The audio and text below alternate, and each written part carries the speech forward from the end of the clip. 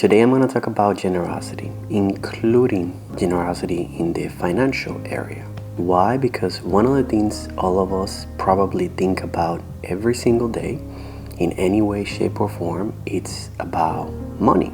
Either how to make it or how to spend it. One of the cool things about this club, the 5 a.m. prayer club, is that we're not a church. We don't collect money, we don't pass a plate. This call is completely free to all of us. We're just a bunch of people who love God, who likes to pray and follow Jesus. And the reason I say that is because I know it's a topic who tends to bring a little discomfort to all of us. It's always funny to me how usually when it is time to talk about money, either money or sex life, we tend to tell God, no, it's okay, we got it from here. And we do that thinking as He's not the creator of all the things, including those. Good morning, fellow prayer warriors. One of the greatest misconceptions about generosity is that it's primarily about money. But through our scripture, generosity is first a matter of the heart. It's about recognizing that everything we have belongs to God, and we should always choose to steward in a way that reflects His character. Paul writes in 2 Corinthians 9:6a, "A farmer who plants only a few seeds will get a small crop, but the one who plants generously will get a generous crop." God loves a person who gives cheerfully, and God will generously provide all you need. Then you will always have everything you need and plenty left over to share with others. Notice that Paul doesn't focus on the amount. He focuses on the attitude. I personally have to confess that I wasn't always generous, even with my tithing, which, by the way, I won't get into that. If it's 5, 10, 20, 50%, that's between you and God. I'm going to talk about it from a personal standpoint, even though I do tithe and I do believe in it right now. I've seen firsthand how God makes the other 90 feels like, 200, 300. God isn't looking for reluctant givers, He's looking for cheerful ones. Why? Because cheerful giving reveals a heart that trusts God and its provider rather than their possessions as security. Many times we think, once I have money, then I'll be generous. How many times have you heard that? But the scripture teaches us the opposite. Generosity isn't something we start after God blesses us. It's often one of the ways God shapes us while He's blessing us. Proverbs 3:9-10 says, "Honor the Lord with your wealth and with the best part of everything you produce." Notice it says the best part, not what's left over. It's easy to give God what's left over money, leftover time, leftover energy. But honoring God means giving Him our first and our best.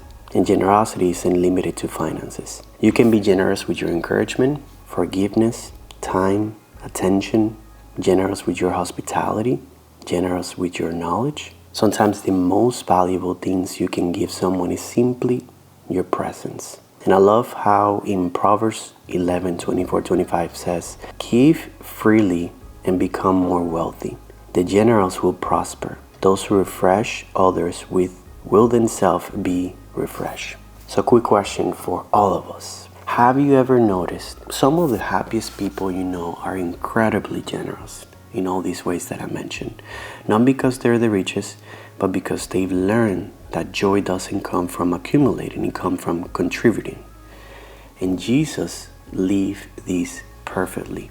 He gave His time to the overlooked, His compassion to the broken, His attention to those everyone else ignored. Ultimately, He gave His very life for us. That's the heart that God wants us to form in all of us. Proverbs 19:17 give us a different perspective. It says, "If you help the poor, you're lending to the Lord, and He will repay you." Think about that. Every act of kindness, God sees Himself directly. And throughout the Bible, there's so many others amazing scriptures that talk about this. So in other words, in this world that we often ask, what can I get? We, as followers of Jesus, should be also asking, how can I bless today?